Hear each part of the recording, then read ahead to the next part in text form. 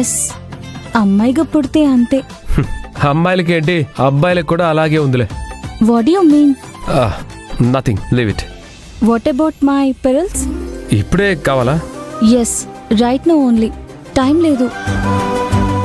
ఇప్పటికిప్పుడంటే ఎలా Sam? Please Mahesh, please please please please please please.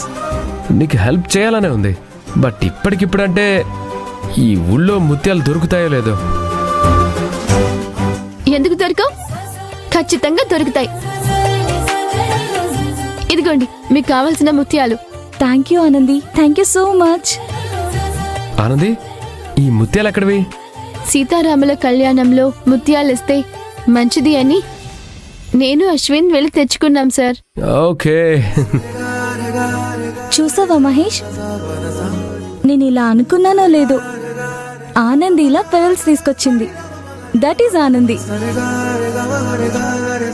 నువ్వు ఉన్నావు చూడు.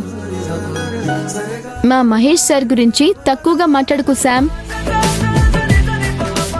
ఆయన అనుకుంటే ఓ ముత్యాల షాపే కొనగలరు తెలుసా? బట్ అడిగిన వెంటనే ముత్యాలు ఇవ్వలేకపోయాడుగా.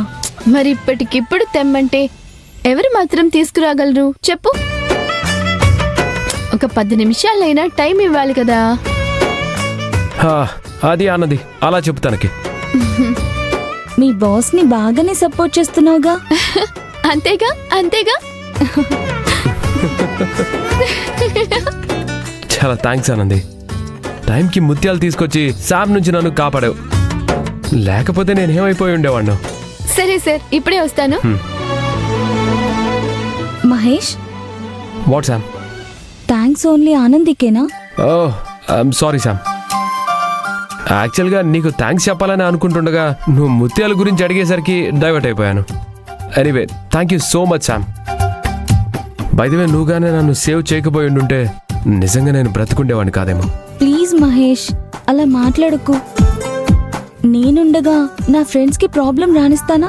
Once again thank you so much.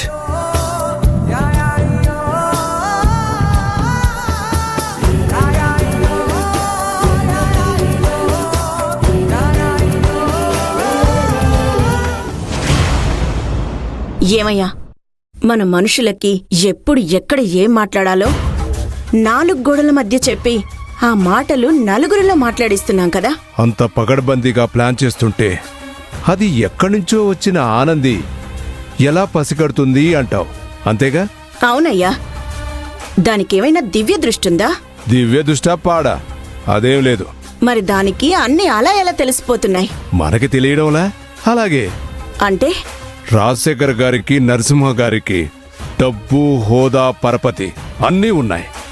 కానీ వాళ్ళకి తెలియంది ఒకటుంది, వాళ్ళ బుర్రల్లో లేనిది ఒకటుంది.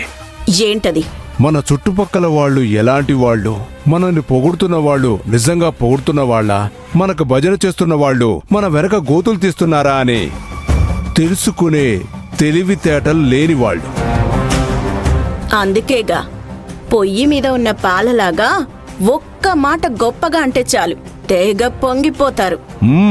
అదే కదా మనకు దొరికిన పెద్ద ఆయుధం. ఆ ఆయుధమే కదా మన బలం. కానీ ఆనంది ఎవరు? మనలాగా పల్లెటూరు అమ్మాయి. అలాంటప్పుడు ఎవరెవరు ఎలాంటి వాళ్ళు, ఎవరెవరు ఎప్పుడెప్పుడు ఏమేమి చేస్తుంటారు అనేది తేలిగ్గా కనిపెట్టేస్తుంది కదా. అవునయ్యా, అంత కిలాడి కాబట్టే అక్కడ మాట్లాడిన వాళ్లంతా మన మనుషులే అని వాళ్ల చేత మాట్లాడించింది. చివరికి దాన్ని చిలికి చిలికి గాలివానలా మార్చింది. గొడవలు చేయించి మనమే అని పసిగట్టింది. నేను ఆనందిని ఇంతగా అంచనా వేయలేదు. ఇంతకుముందు అది మనతో మాట్లాడిన మాటలు, చేసిన ఛాలెంజు చూసిన తర్వాత ఆనంది సామాన్యురాలు కాదని అర్థమైంది. అది మనకిలా అడుగడుగునా అడ్డం పడుతుంటే మనం అనుకున్నది సాధించేది ఎలా? సీతారాముల కళ్యాణం మన చేతుల మీదుగా జరిగేది ఎలా?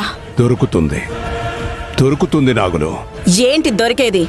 ఓ ఆనంది బలహీనత ఏంటో ఎక్కడ ఉందో దొరుకుతుంది.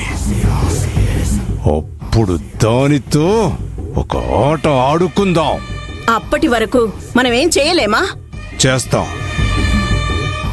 ఆనందికి తెలియకుండా చేద్దాం.